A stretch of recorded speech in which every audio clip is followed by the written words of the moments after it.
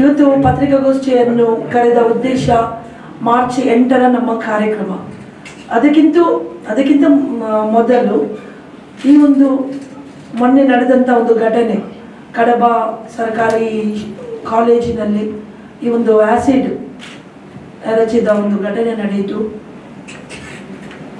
ಈ ಒಂದು ಆ್ಯಸಿಡ್ ದುರಂತಕ್ಕೆ ಒಳಗಾದ 3 ಸೆಕೆಂಡ್ PUC ವಿದ್ಯಾರ್ಥಿಗಳು ನಾವು ಭೇಟಿಯಾಗಿ ಅವರ ಹೆತ್ತವರೊಂದಿಗೆ ನಾವು ಮಾತಾಡಿ ಅವರಿಗೆ ಸರ್ಕಾರದಿಂದ ಸೂಕ್ತ ಪರಿಹಾರ ಸಿಗುವ ನಿಟ್ಟಿನಲ್ಲಿ ನಾವು ಮಹಿಳಾ ಕಾಂಗ್ರೆಸ್ಸಿನವರು ಮೊದಲ ಹೆಜ್ಜೆ ಇಟ್ಟು ಅವರಿಗೆ ಸಹಕರಿಸಿದ್ದೇವೆ. ನಮ್ಮ ಜಿಲ್ಲಾ ನಾಯಕರು, ನಮ್ಮ ಜಿಲ್ಲಾ ಸಚಿವರು, ಮಹಿಳಾ ಆಯೋಗದ ಅಧ್ಯಕ್ಷರು ಇದಾಗಲೇ ಭೇಟಿ ಕೊಟ್ಟು ಈ ಒಂದು ಹುಡುಗಿಯರ ಮುಂದಿನ ಭವಿಷ್ಯದ ನಿಟ್ಟಿನಲ್ಲಿ, ಅದೇ ರೀತಿ ಅವರ ಚಿಕಿತ್ಸೆ ಹಾಗೂ ಪರಿಹಾರ ನೀಡುವ ನಿಟ್ಟಿನಲ್ಲಿ ಎಲ್ಲ ಒಂದು ವ್ಯವಸ್ಥೆಯನ್ನು ನಮ್ಮ ಸರ್ಕಾರದ ವತಿಯಿಂದ ಇಷ್ಟರಲ್ಲೇ ಅವರಿಗೆ ಸಹಕಾರ ಕೊಡಲಾಗಿದೆ. ಮುಂದಕ್ಕೂ ಕೂಡ ಅವರಿಗೆ ಈ ಒಂದು ಸಹಕಾರ ನೀಡಲಿಕ್ಕಿದ್ದಾರೆ. ಈ ಒಂದು ಘಟನೆಯನ್ನು ನಾನು ತೀವ್ರವಾಗಿ ಖಂಡಿಸುತ್ತೇನೆ. ಮಾರ್ಚ್ 8 ಅಂತಾರಾಷ್ಟ್ರೀಯ ಮಹಿಳಾ ದಿನಾಚರಣೆ ನಾವು ಆಚರಿಸುವ ಸಂದರ್ಭದಲ್ಲಿ ನಮ್ಮ ಹೆಣ್ಣು ಮಕ್ಕಳ ಮೇಲೆ ನಡೆಯುವ ಈ ದೌರ್ಜನ್ಯವನ್ನು ಅತೀವ ದುಃಖದಿಂದ ನಾನು ಇವತ್ತು ಖಂಡಿಸ್ತಾ ಇದ್ದೇನೆ. ನಮ್ಮ ಜಿಲ್ಲೆಯಲ್ಲಿ ಇಂಥ ಘಟನೆಯನ್ನು ನೋಡುವಾಗ ಏನು ಒಂದು ಚೂರಿಯಿಂದ ಇರಿತಗೊಳಗಾಗುವುದು, ನಡು ರಸ್ತೆಯಲ್ಲಿ ಹುಡುಗಿಯರನ್ನು ಕೊಚ್ಚಿ ಇರಿದು ಕೊಲೆ ಮೈಯುವಂಥ ಘಟನೆ, ಆ್ಯಸಿಡ್ ಎರಚಿ ಅವರ ಮುಖ ಅಂಗಾಂಗಗಳ ಒಂದು ಸೌಂದರ್ಯವನ್ನೇ ನಾಶ ಮಾಡುವಂಥ ಕ್ರೂರ ಪ್ರವೃತ್ತಿ ಇಂದು ನಮ್ಮ ಯುವಕರಲ್ಲಿ ನಾವು ನೋಡಲಿಕ್ಕೆ ಸಿಗುತ್ತದೆ. ಇವತ್ತಿನ ಈ ಒಂದು ಯುಗದಲ್ಲಿ ಈ ಒಂದು ಸಂದರ್ಭದಲ್ಲಿ ನಾನು ತಂದೆ ತಾಯಿಯಿಂದ ಕಳಕಳಿಯಿಂದ ವಿನಂತಿಸ್ತೀನಿ, ತಮ್ಮ ಹೆಣ್ಣು ಮಕ್ಕಳ ಬಗ್ಗೆ ತಾವು ಗಮನವಿಡಬೇಕು. ಅವರಿಗೆ ರಕ್ಷಣೆ ಕೊಡುವ ನಿಟ್ಟಿನಲ್ಲಿ ಮನೆಯಿಂದಲೇ ಅವರಿಗೆ ಒಂದು ಶಿಕ್ಷಣ ಯಾವ ರೀತಿಯಲ್ಲಿ ಅವರು ಇರಬೇಕು, ಈ ಮೊಬೈಲ್ ಯುಗದಲ್ಲಿ ಯಾವ ರೀತಿಯಲ್ಲಿ ಅವರು ಈ ಒಂದು ಬೇಡವಾದ ಕೆಟ್ಟ ಚಾಳಿಗಳಿಗೆ ಇವತ್ತು ಅವರು ಬಲಿಯಾಗುತ್ತಿದ್ದಾರೆ. ದಯವಿಟ್ಟು ಇವತ್ತು ನಾವು ಕೂಡ ಇವತ್ತು ಸಮಾಜದಲ್ಲಿ ಜಾಗೃತಿ ತರುವ ನಿಟ್ಟಿನಲ್ಲಿ ಹುಡುಗಿಯರಿಗೆ, ಯುವತಿಯರಿಗೆ ಯಾವ ರೀತಿಯಲ್ಲಿ ಅವರು ಮುಂದಕ್ಕೆ ಹೋಗಬೇಕು, ಯಾವ ರೀತಿಯಲ್ಲಿ ಒಂದು ಸಮಾನಾಂತರವಾಗಿ ಹುಡುಗಿಯರನ್ನು ಕಾಣಬೇಕು ಎಂಬ ನಿಟ್ಟಿನಲ್ಲಿ ಕೂಡ ಜಾಗೃತಿ ಮೂಡಬೇಕಾಗಿದೆ. ಈ ಜಾಗೃತಿಯ ಒಂದು ಅಂಗವಾಗಿ ಈ ಒಂದು ಕಾರ್ಯಕ್ರಮವನ್ನು ನಾವು ಹಮ್ಮಿಕೊಂಡಿದ್ದೇವೆ. ಬಹುಶಃ ಮಾರ್ಚ್ 8 ಮಹಿಳಾ ದಿನಾಚರಣೆ ಪ್ರತಿ ವರ್ಷವೂ ನಾವು ದಕ್ಷಿಣ ಕನ್ನಡ ಜಿಲ್ಲಾ ಮಹಿಳಾ ಕಾಂಗ್ರೆಸ್ ಈ ದಿನದಂದು ಒಂದು ಒಳ್ಳೆಯ ಒಂದು ಕಾರ್ಯಕ್ರಮವನ್ನು ನಾವು ಹಮ್ಮಿಕೊಳ್ತಾ ಇದ್ದೇವೆ. 2022ರಲ್ಲಿ ಕೊರೋನಾ ಆಗಿ ನಾವು ಹಿಂದಕ್ಕೆ ಮೊದಲಿನ ಒಂದು ಪರಿಸ್ಥಿತಿಗೆ ನಾವು ಹೊಂದಿಕೊಳ್ಳುವ ಒಂದು ಸಮಯದಲ್ಲಿ ನನಗೆ ಒಂದು ಆಲೋಚನೆ ಬಂತು. ಕೋವಿಡ್ ಟೈಮಲ್ಲಿ ನಮಗೆ ಬಹಳಷ್ಟು ಉಪಕಾರ ಆದದಂದರೆ ಮನೆಯಲ್ಲಿ ಮಾಡಿದಂಥ ಮಹಿಳೆಯರು ಉತ್ಪಾದಿಸಿದ ಏನೋ ಒಂದು ಸಣ್ಣ ಸಣ್ಣ ಪುಟ್ಟ ಉದ್ಯಮಗಳು, ಅದರಿಂದ ಬಂದ ಸಂಪಾದನೆಯಿಂದ ಎಷ್ಟೋ ಕುಟುಂಬಗಳು ಬಹಳಷ್ಟು ಒಂದು ಕಷ್ಟದ ಪರಿಸ್ಥಿತಿಯಲ್ಲಿ ಅವರಿಗೆ ಒಂದು ಆ ಕುಟುಂಬವನ್ನು ನಡೆಸಲು ಅವರು ಶಕ್ತರಾಗಿದ್ದಾರೆ.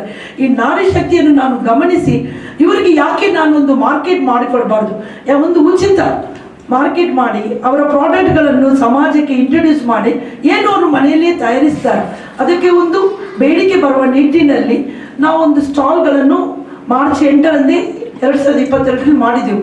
ಅವಾಗ ಒಳ್ಳೆಯ ಒಂದು ಪ್ರತಿಕ್ರಿಯೆ ಬಂತು. ಬಹಳಷ್ಟು ಮಹಿಳೆಯರು ಏನು ಅವರ ಉತ್ಪನ್ನಗಳನ್ನು ಆ ದಿನ ಮಾರಾಟ ಮಳಿಗೆಗಳಲ್ಲಿ ಪ್ರದರ್ಶನ ಮಾಡಿಸಿದ್ರು. ಬೇಡಿಕೆ ಏನಿತ್ತೆಂದರೆ ಅವರದು, ಮೇಡಮ್ ಇಂಥ ಕಾರ್ಯಕ್ರಮಗಳು ನೀವು ಇನ್ನಷ್ಟು ಮಾಡಬೇಕು, ನಮಗೆ ಪ್ರೋತ್ಸಾಹ ಕೊಡಬೇಕು ಅಂತ ಅವರದ್ದು ಬೇಡಿಕೆ ಇಟ್ಟಿದ್ರು. ಆ ಬೇಡಿಕೆಗೆ ಪೂರಕವಾಗಿ ಈ ಬಾರಿ ನಾವು ಇಂಥ ಒಂದು ದೊಡ್ಡ ಮಟ್ಟದ ಕಾರ್ಯಕ್ರಮಕ್ಕೆ ನಾವು ಇವತ್ತು ಹೆಜ್ಜೆ ಹಾಕಿದ್ದೇವೆ. ಈ ಒಂದು ಕಾರ್ಯಕ್ರಮವನ್ನು ನಾವು ಒಂದು ಶೀರ್ಷಿಕೆ ಹೇಳಿ, ಈ ಶೀರ್ಷಿಕೆ ಏನೆಂದರೆ ಮಹಿಳಾ ಆರ್ಥಿಕ ಸಬಲೀಕರಣದ ಒಂದು ಹೆಜ್ಜೆ. ಅದರ ಒಂದು ಶೀರ್ಷಿಕೆ ಹೆಸರು ಕೂಡ ನಾವು ಇಟ್ಟಿದ್ದೇವೆ ಗೃಹಲಕ್ಷ್ಮಿ ಅಂತ. ಗೃಹಲಕ್ಷ್ಮಿ ನಮ್ಮ ಕಾಂಗ್ರೆಸ್ ಸರ್ಕಾರದ ಕೂಡ ಒಂದು ಒಳ್ಳೆಯ ಒಂದು ಮಹತ್ವದ ಯೋಜನೆ. ನಮ್ಮ ಮುಖ್ಯಮಂತ್ರಿ ಸಿದ್ದರಾಮಯ್ಯರವರು ಮಹಿಳೆಯರು ಸಶಕ್ತರಾಗಬೇಕು, ಸಬಲೀಕರಣದ ಅವರ ಒಂದು ಹೆಜ್ಜೆ ಹಾಕಬೇಕು ಎಂಬ ನಿಟ್ಟಿನಲ್ಲಿ ಮಾಸಿಕ ಅವರಿಗೆ ಒಂದು ಸಹಾಯಧನದ ರೂಪದಲ್ಲಿ 2,000 ರೂಪಾಯಿಯನ್ನು ಕೊಡ್ತಾ ಇದ್ದಾರೆ.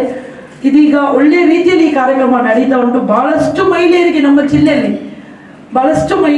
ಈ ಒಂದು ಮಾಸಿಕ ವೇತನ ಬರ್ತಾ ಉಂಟು.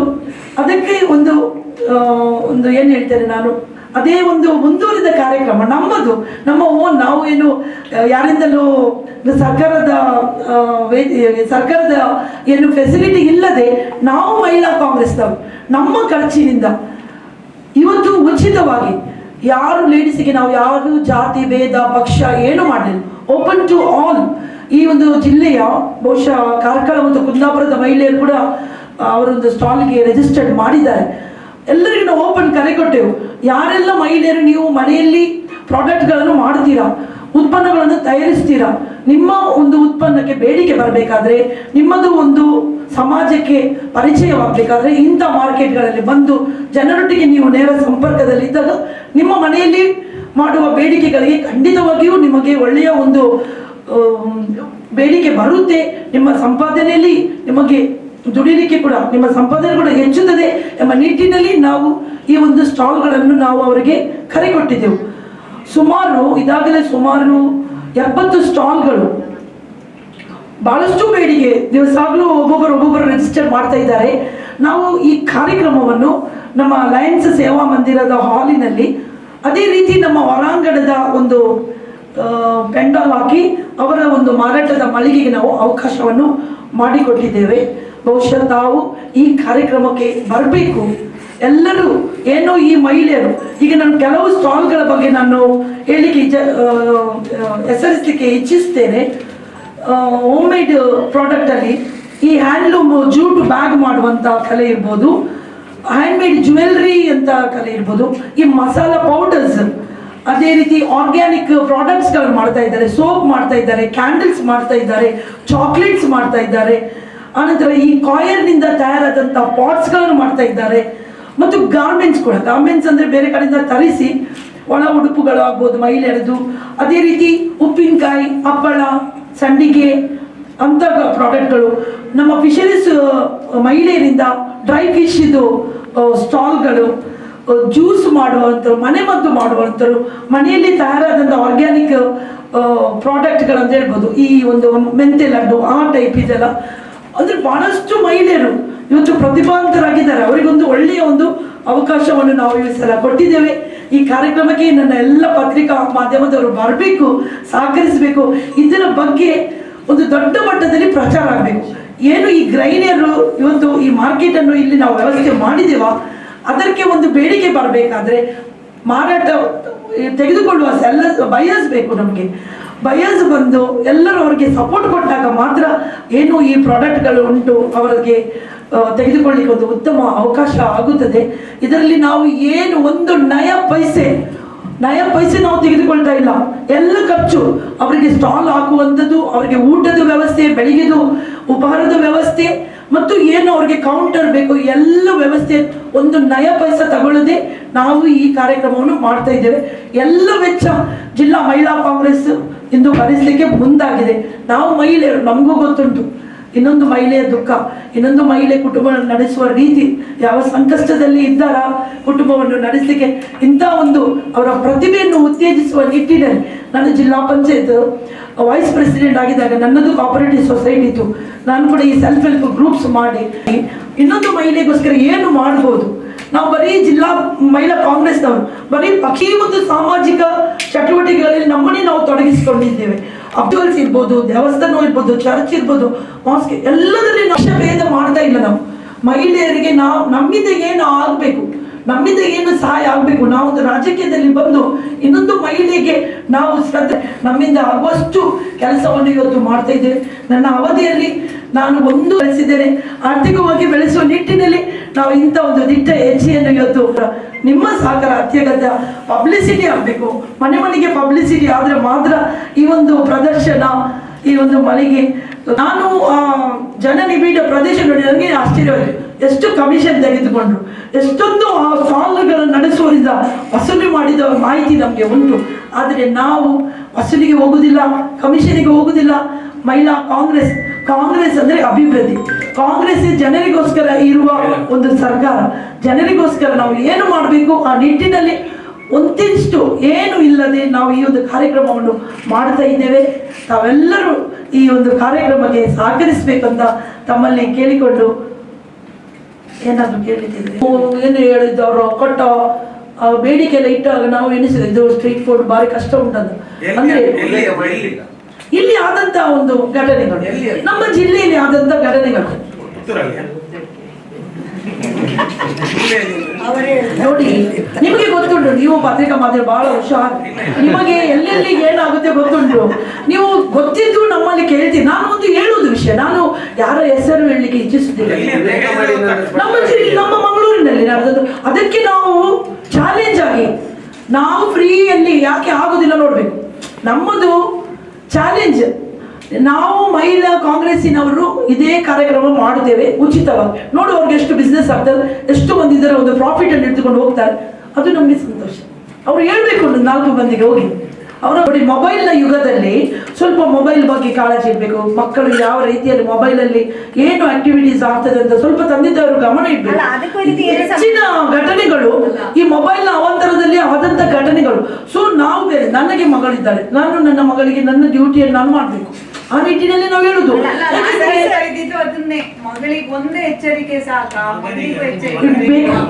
ನೋಡಿ.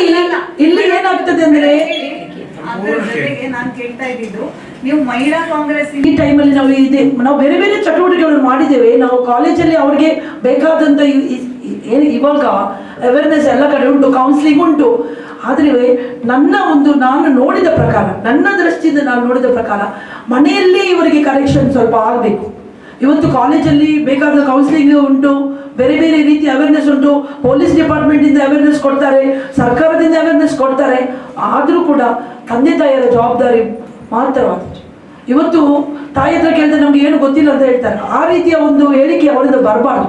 ಏನೇ ತೊಂದರೆ ಅದೇ ಆ ಯುವಕರು ಇವತ್ತು ಈ ನಮ್ಮ ಯುವಕರ ಒಂದು ಮನೋಸ್ಥಿತಿ ಸ್ವಲ್ಪ ವೀಕ್ ಆಗಿದೆ.